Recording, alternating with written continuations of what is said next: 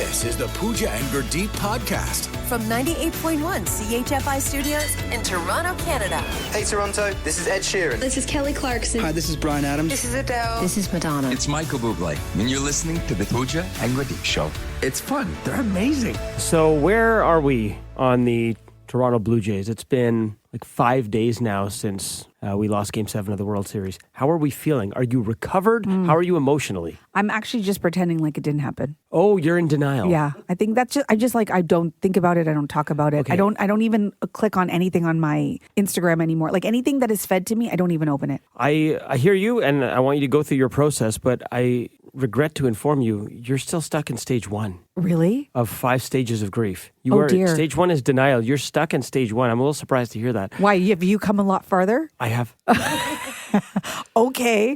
Where are you? Can I run you through my process? Okay, so after we lost, I sat in my seat at the game, just stared, 1,000-yard stare, as I was telling you. So I was in denial in the moment. Mm-hmm. And then I went home and I was a little angry. So it was denial and anger I actually went through on Saturday, the night of it. Sunday, I woke up and I was bargaining. I started going through all the what ifs, and they're like, but if we just change this. No. So that was stage 3. Monday, Tuesday, full on depression. Like just walking around, walking my dog, and just sad because I'm just looking at the streets going, the parade would have been today. Mm-hmm. These streets would have been filled. Mm-hmm. It was just sad. So I felt really depressed. I started noticing other colors other than blue and white. No, that's all I see. And I think I'm still kind of there / coming out of it. I'm hoping to be, the final stage is acceptance. I'm hoping to be in full-on acceptance by Friday. I'm realizing... You're not at an acceptance yet? No, I'm not. So Saturday, denial, anger. Sunday, bargaining. Tuesday, depression. Friday, hopefully acceptance. I'm realizing this is like a super sad and unsexy version of Craig David. That song? But just not at all like fun stuff we're talking about. How does it go again? What? Met her on Monday, took her for a drink on Tuesday. Okay. We'd be making love by Wednesday. Yes. Okay. And on Thursday and Friday, and then on Saturday, we chill on Sunday. Okay. I wish I was doing what he was doing, but instead I'm just going through the phases. It's not great. I kind of like where I'm at in denial because that doesn't sound fun. I don't want to do any of that stuff. I can't believe you're still there. We might have to do a check-in with you. Is there like a stage where it's like not longing, but like fondly remembering? That's kind of like where I'm at now. Wistful nostalgia. That's bonus stage 6. Is it? Wow, Steph's so evolved. Wow. You're welcome. That's really good. I do want to end on something positive since I'm bringing up the Jays here. Okay, we kept hearing how much the players and their wives loved the Jays. Mm-hmm. I just want to read this statement that Max Scherzer's wife put out on Instagram. I thought it was so beautiful. So for context, Max Scherzer is the oldest guy on the team. He's 41 years old. He's been in the league for 18 years. He's played everywhere. He's won a World Series, lived in the best cities in the world. So this statement has some gravity. So his wife, Emma, put this out. When Max signed with Toronto, I had a feeling we would enjoy the experience. Never could I have imagined just how special this season would turn out to be. Out of the 18 seasons in baseball, none have had an impact on our lives quite like this one. Toronto, our family fell in love with your beauty, culture, and people. Playing for an entire country is truly special. Normally, at the end of the season, regardless of the outcome, you're ready to go home and recharge. Never have I seen a team full of players and their families that did not want the season to end and wish they could play for many more weeks just to get some more time together. Great. Come on, man. The wives know. The wives know because they see the players at their most raw. I just jumped a stage. Now I'm sad. Oh, okay, good. Hey, we graduated you live on air. Thanks, Gurdeep. You're welcome. Thank Max. That was beautiful. That was beautiful. From CHFI Studios, it's the Pooja and Gurdeep podcast. So is this happening to you? Suddenly, my inbox is filled with holiday party invites. Like my December calendar is already starting to fill up. This week alone, 3 requests to attend holiday parties. And I'm like, I'm not ready. I'm not ready to commit. I don't know. I want to see what all my options are. It must be so hard to be so popular. It's so hard. No, but I think this is the week that people are starting to put out the invites because, you got to give people notice, especially for holiday parties. Everybody gets really busy over the holidays. So I get it, but I just feel like I'm not ready. I feel like all of my Fridays and Saturdays are already being taken up, and I'm not ready for the busyness of the holiday season. Can I breathe? Refresh his inbox. I've got exactly 0 invites so far. Thanks for twisting the knife. Steph, you got a lot of invites. I got 0. No, none. Yeah. Okay, just me you, then? Just you then. What are you getting in your inbox? Got a cousin in Africa who says that he's got some gold, and if I send him just a little bit of money, he's going to send me the whole amount. And I'm honestly considering it. Well, I mean, if he tells you he loves you, you have to believe him. Yeah, he also may or may not be a prince. So there's that. That's the kind of stuff. Okay. Maybe this is more relatable. I'm not only getting holiday party requests because I'm so popular. Yeah, seriously. Black Friday deals. Are you already getting Black Friday deals? I'm not getting those either. Come on. I got in the mail yesterday, physical mail. I got like a little leaflet from Costco. Oh. And Puma track pants are on sale. So imagine I really want to get to Costco. They're $5 off. Okay, see, we got to get you the digital version and you'll be hooked just like me. Yeah, I don't know what... I'm not getting anything. It must be something about my shopping habits or whatever. It knows I like a good deal. And I do love a good... And you've been known to buy a lot on Black Friday. So I do. They know your algorithm. I try to finish all my Christmas shopping on Black Friday. So I get all the requests in of what everybody wants and I just do it all at once because I need to get it on sale. Otherwise, it doesn't feel like it's really a deal. See, the thing with gift cards is gift cards never go on sale. So I'll just get them anytime, whenever, which is why I don't really go crazy for Black Friday. Yeah, but it's still a couple weeks away. So I can't believe that it's already, I just feel like, can we wait till November 11th? Give me until November 11th and then start. It just feels like it's all too much too soon. I still haven't recovered from the Jays. Listen, this is how I feel about life. Let's just slow down, okay? Okay. The Pooja and Gurdeep podcast. From 98.1 CHFI. The Daily Double. With Pooja and Gurdeep. We have two stories you need to know. What do you have, Gurdeep? Okay, you can file this one under rich guy doing eccentric things. Okay. This is quite the story. It's getting a lot of online reaction.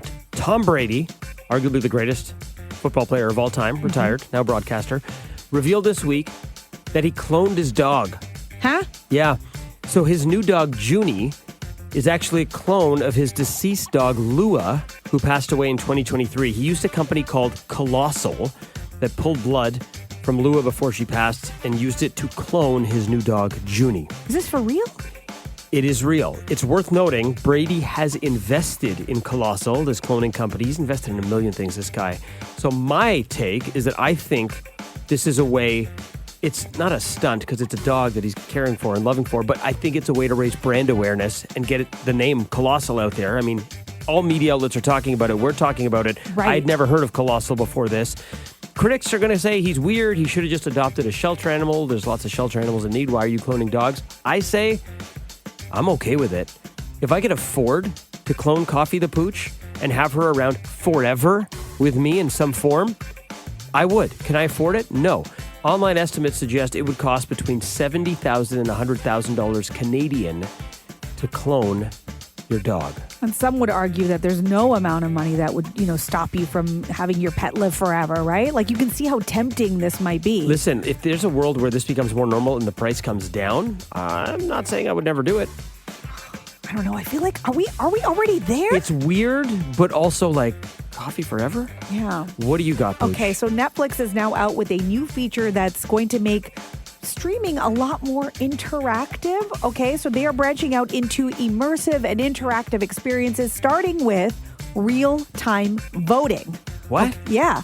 So there's a new way for the streamer to boost engagement. It's going to allow you as an audience during live shows to actually interact in real time. Okay, like reality shows where you have to vote and stuff. Yes, Okay. And they're going to directly influence the outcome of whatever show you're watching. So they actually tested this in August with a show called Dinner Time Live with David Chang.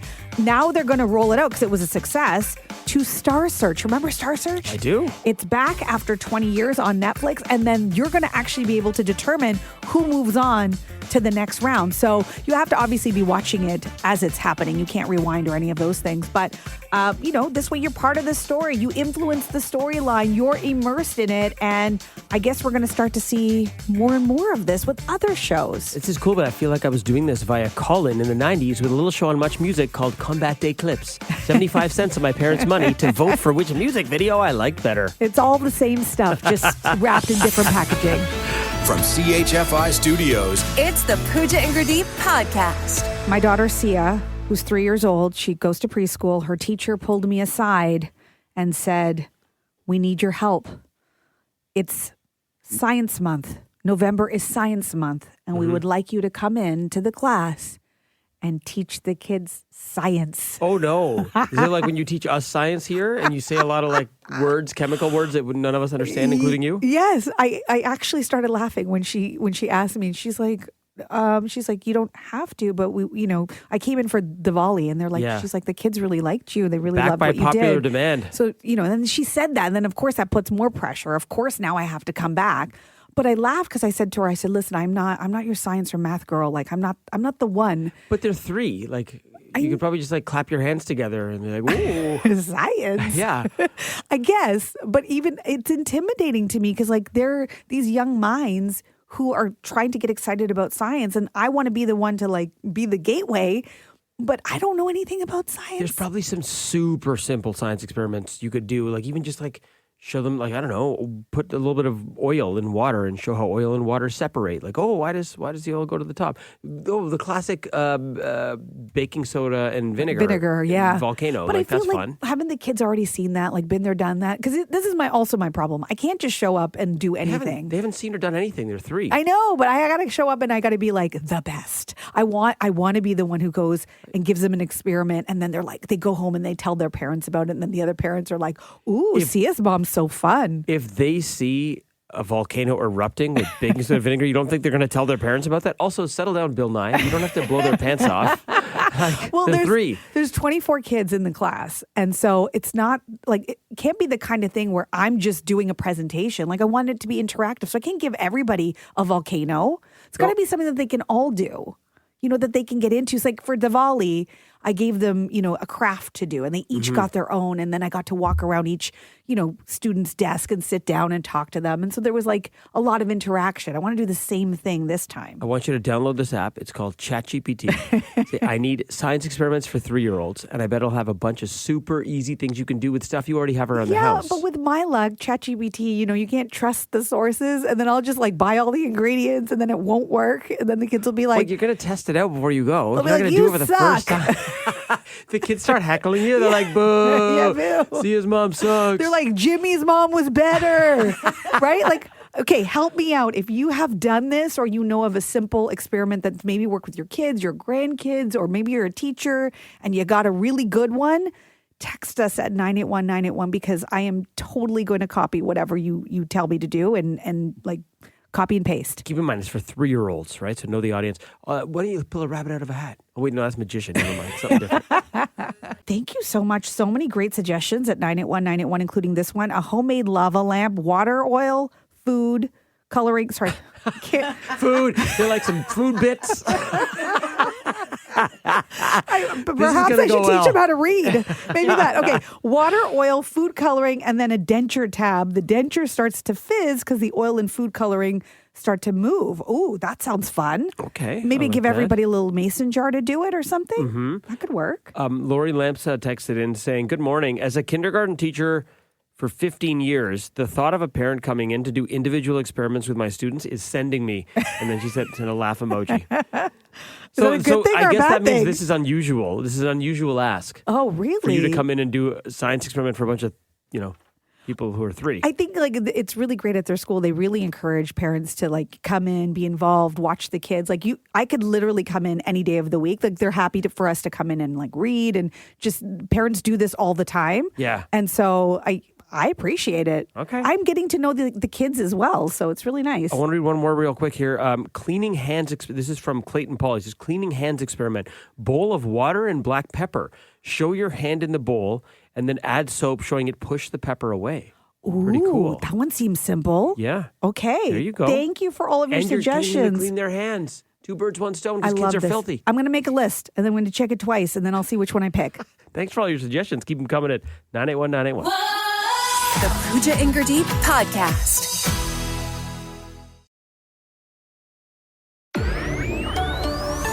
This is the Pooja and Gurdeep Podcast. 47% of people say they secretly judge others for doing this in public, and we're getting some texts at 981-981. Mark from Brampton saying PDA. Oh, that's Yeah, a good one. you Yeah, can for see sure. that. Graham saying scratch their butt. Whoa. Oh, yeah. Very specific. Get a good scratching. Leslie writing trimming, filing, or biting their nails. Oh, that's not good. No. And Graham, I hear you. I think as long as it's not a scratch and sniff, it's okay. Oh, dear. Okay, 47% of people say they secretly judge others for doing this in public. John from Mississauga, what do you think it is? I want to just thank Gurdeep for making me tear up on the way to work on a Monday morning. Oh, no. Did I? Yeah, you did. With Ernie's Ernie clip? Clement, that was something else. Yeah, right? I mean, I really feel, I just want to give him a hug. Me too. Yeah. Sorry, secretly judging somebody if they see them litter. Litter. Oh, man. Okay, that's something, honestly, I have said stuff to people before if I see What? someone do, yeah, but not in a way to start a fight or anything. It's just like, I'll be like, oh, you missed actually. No. 'Cause they'll throw Very it, good. Yeah, they'll throw it down like in a vicinity of a garbage or drop it. Be like, oh, you missed actually. Here, yeah, you missed. Wow. Pick it up and hand it to them. That's one thing I'm not okay with. You kid, like littering. Come on, what are we doing here? I agree. I love that you're like, it's nothing bad to like cause anything. Do you know that like you don't have to do anything these days? You just have to like even look at somebody, make It's eye true. contact. That's enough. Yeah, you're right. Yeah. You're right about that. But not the right answer. Okay, guys, have a good Monday. You too, John. Take care. Thank you. See ya. Hi, Lisa from Vaughan. Give us your guess. I think it's blowing your nose. 100%, Lisa. I'm with you. Wait, but why are we judging them? Because it's like too loud? Yes, and you hear things. Not good. You hear things you can't unhear. It's like someone's blowing a trumpet over there. It's hard. It's actually hard not to laugh in those It moments. really is. I hear someone at work that does it pretty much every day, and it's just very annoying. Is this why you don't do it, Pooch? Maybe there's psychologically there's something about it that I'm just like I know people are judging me. But you gotta let it out. Yeah, in private. Yeah, okay. They go to the bathroom, right? Fair. Yes. That's fair. Sometimes you can't make it. Lisa, great guess, but that's not it. Okay, guys, have a great day. Gurdeep, very passionate about littering. I just want to give you a hypothetical. You're on a date. Okay. The girl is perfect in every way. Oh, don't do this to And me. then she litters. Does she get a second date? I think I'd have to follow up and be like, did you miss? What happened? She's an intentional litterer? You're gonna say it like that? She's not gonna give you a second date. Yeah, no, I hate to say it. I don't think there'd be a second date. Wow. I can't date a litterer. That's like the first thing you learn in society, in like kindergarten, being a functioning member of society. Like if you litter, there's something, you're not okay. Why can't you just secretly judge her and then go on the second date? Yeah, that'll work well for our long-term marriage. Okay, let's go to Charlene in Newmarket. What do you think? Flossing your teeth or picking your teeth at a restaurant with a toothpick. Oh dear. Yeah, yeah. people do that. You got to do the move is like you're flossing with one hand, but then the other hand you sort of do the cover over your mouth. You got to do the cover, Or go to the bathroom. or just go to the bathroom. Yes. Charlene, good guess. Not the right answer though. Okay. Thanks a lot, guys. See ya. Bye. Bye. Denise from Hamilton. Good morning. Give us your guess. Either talking on speakerphone or having their videos playing loud. You got it! it! Denise, the answer is talking on speakerphone in public. How did you know that? Because I don't like it. And it's I don't want to hear other people's conversations. Seriously. but in what world does somebody think that is okay? Like, when did that become okay? I really don't know, but it needs to stop. And aren't you surprised the percentage isn't higher than 47? Like, shouldn't most of us be secretly Yeah, we judging? should be, but I think it's the other percentage that are doing it, so. I want to be part of the 8% that's not secretly judging. That's actually getting up and being like, excuse me, Yeah, you just being overt about it. you're embarrassing yourself. Put that away. You got it right. Thank you so much for playing. Thank you. Okay, there you go. Stop talking on speaker in public.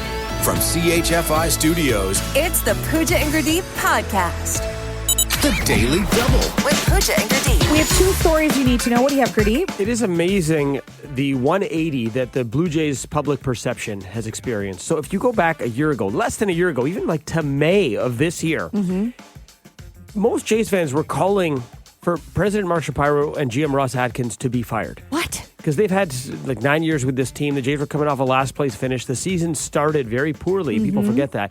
Well, after a 94-win season and a run to the World Series that came just inches short, it is a full-on love-in.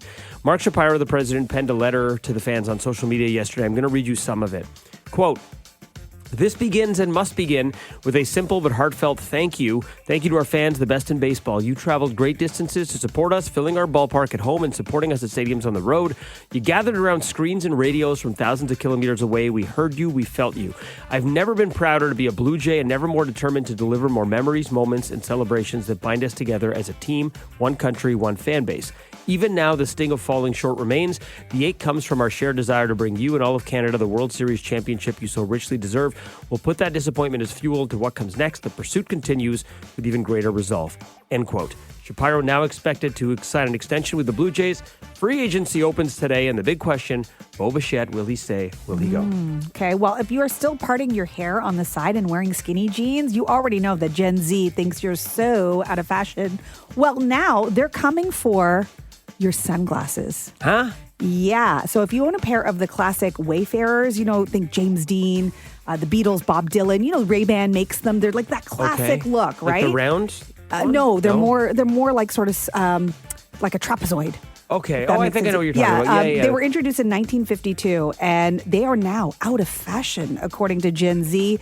Several videos out on TikTok calling out anybody who wears them. Millennials, older folks, they have something to say about it. You should read the comments. Here's some of them.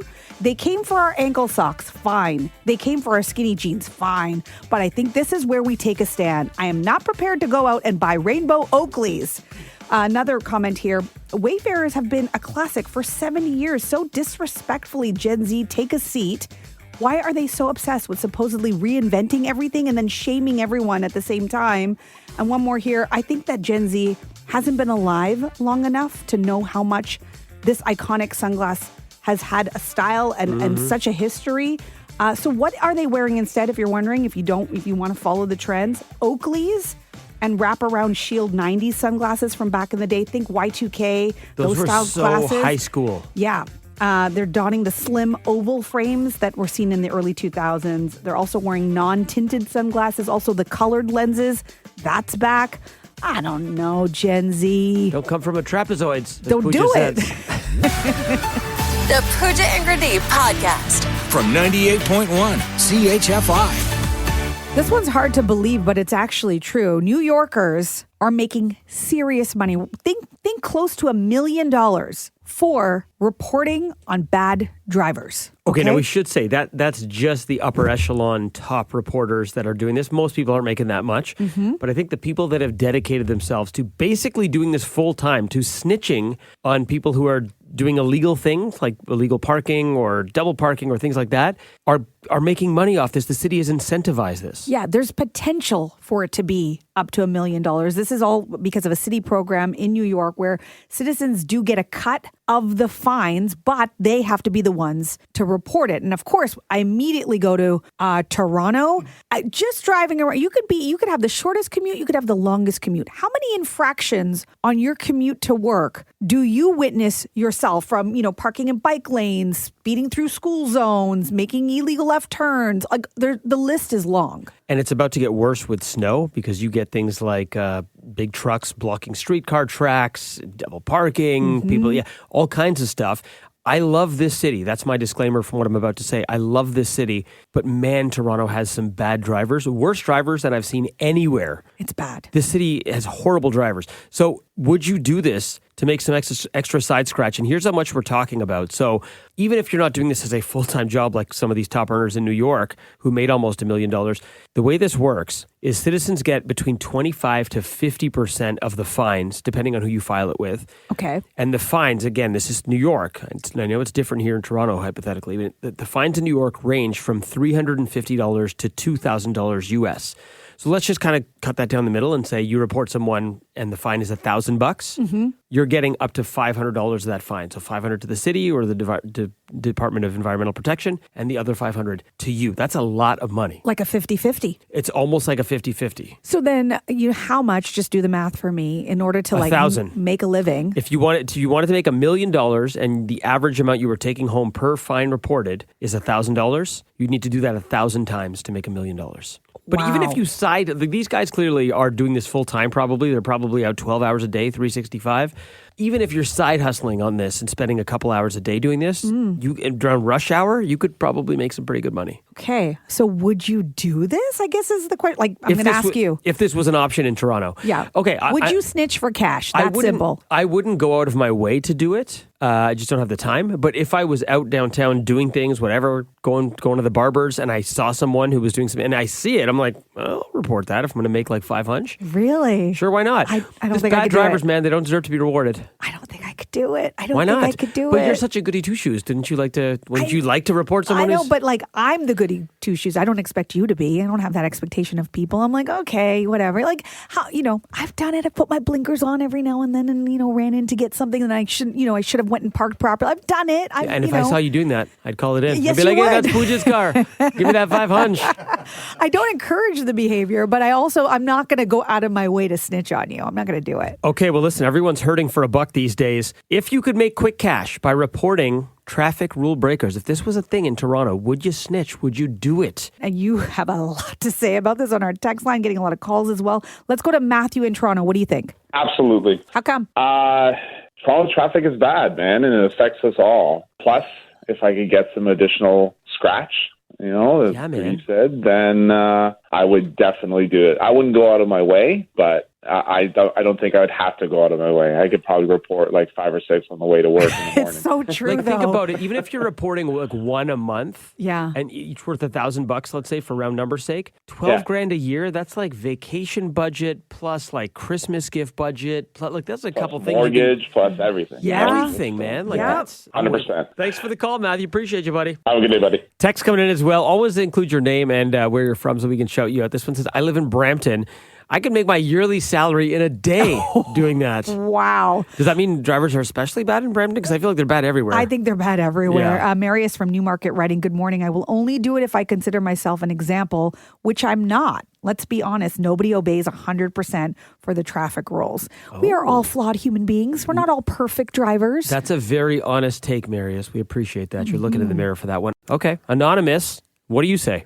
For America, like in Canada, is totally different, Like, why you want to snitch out the people in Canada, man, The people are trying. That's the thing is like, you think about... Pooja, I like how you disagree with Pradeep, you know what I'm saying? Yeah. Like, you didn't really like it because we all do it, you know what I mean? It's true. It's true. Yeah, but if it's holding up traffic and making things worse for all the people, then maybe it needs to be reported. Some of these Canadians don't have respect for their own country. They just don't have respect and they drive wild and crazy. Okay. Yeah, the problem. All right, you guys take care. Have a blessed day, okay? Take care, man. Ciao. Okay, ciao. Lots of texts at 981-981. You have a lot to say about this. Would you snitch if you could get some extra cash on bad drivers in Toronto?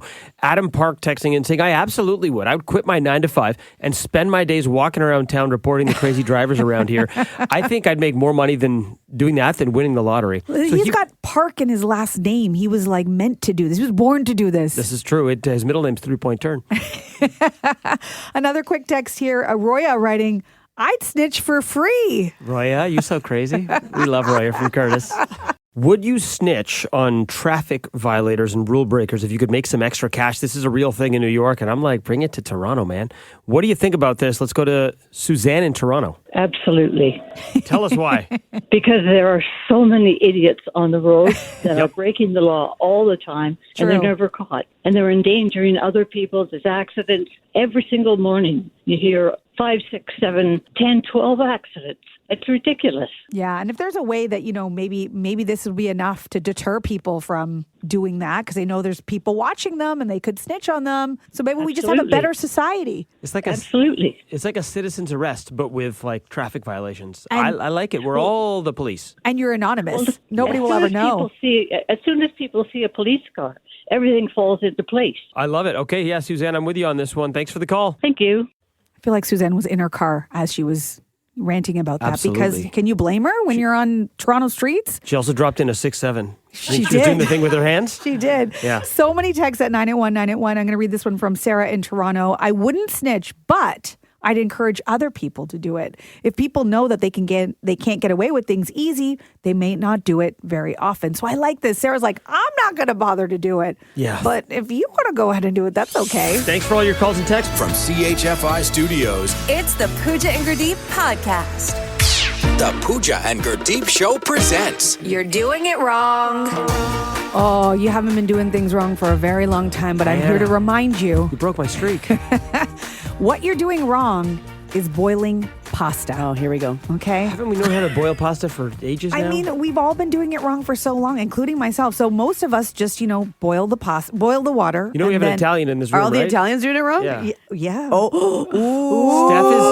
Steph is giving you the hairy eyeball right now. At least according to science, we are doing it wrong. So most of us just boil the water. Once it boils, you add your pasta, right? And you salt your water, all of that stuff, right?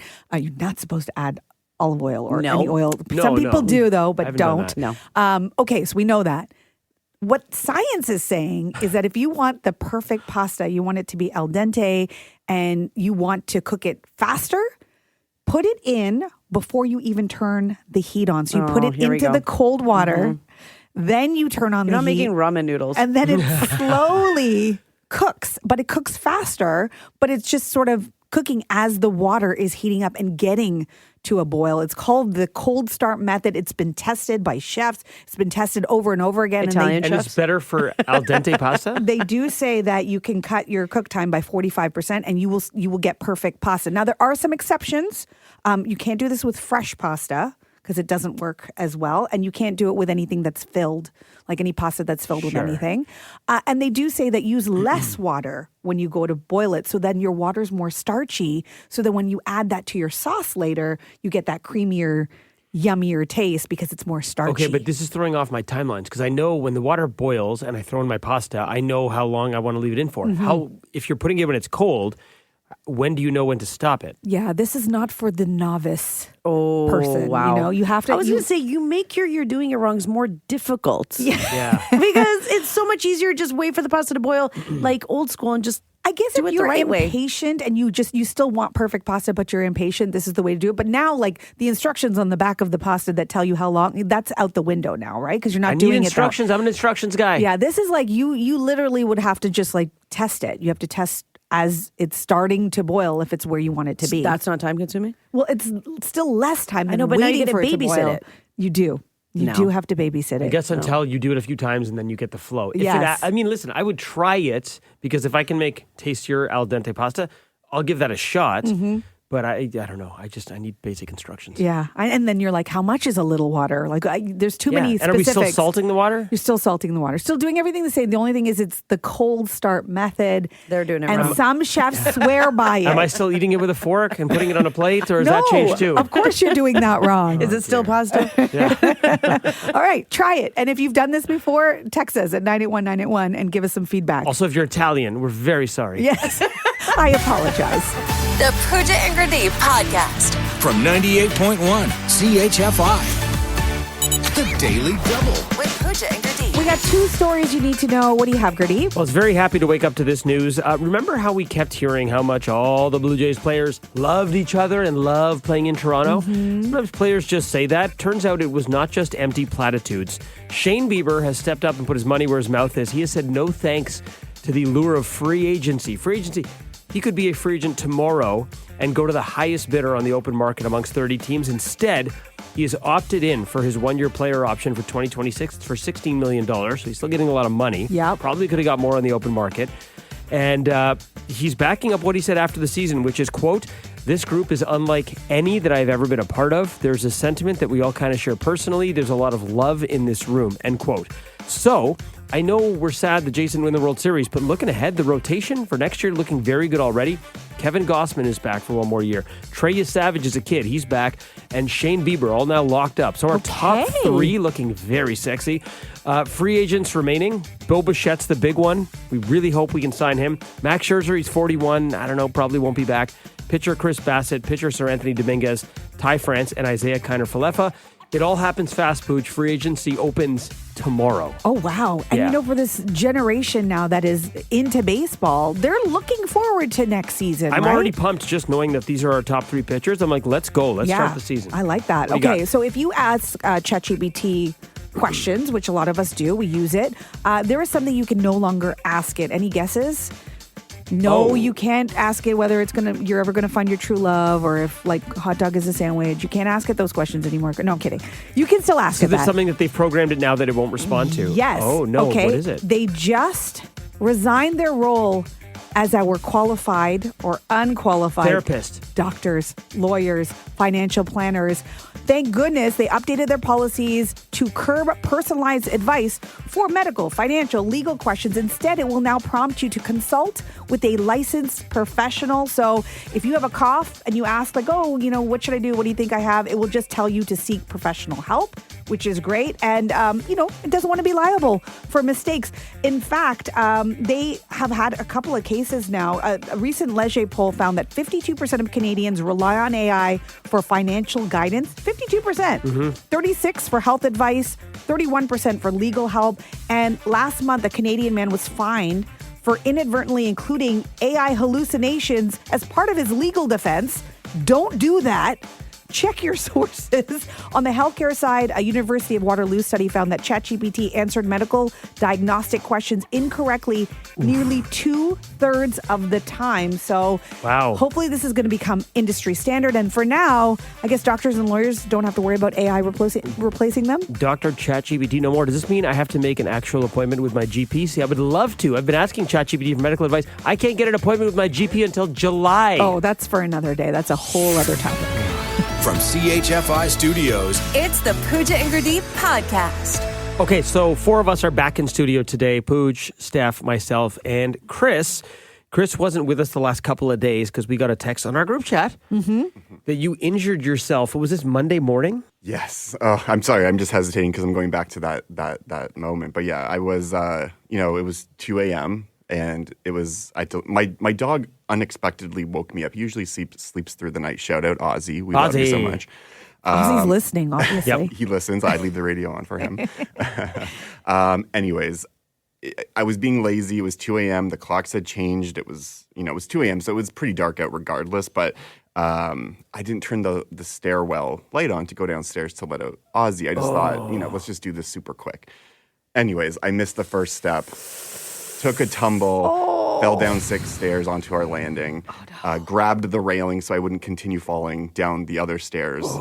But, it was one of those moments where you fall and then you look up and you're like, why am I looking at the ceiling? Like, it takes your brain half a second to realize what just happened. It happened so fast. And then started like, okay, I feel my legs, I feel my arms, I feel, nothing seems to be broken, but it's just my back. I landed on your back. Like, where you do those butt jumps down the stairs, sort of, but like not intentionally, not fun when you're kids. Like Yeah. I love those. And so getting up was a little hard, yelled for my partner to come help me. And then it was just, now I'm just dealing with extreme back pain. Oh, dear. Yeah, like I know we're radio, you can't see you right now, but just even the way you're sitting, you're just very ginger. You get a lot of, those shots of like pain when you do certain movements, but credit to my chiropractor, shout out Dr. Lydia, she's fantastic. I appreciate that the answer wasn't just take a bunch of medication, like walk. The solution for your back problem is to get up and just every half an hour, walk around the backyard, walk around the front yard.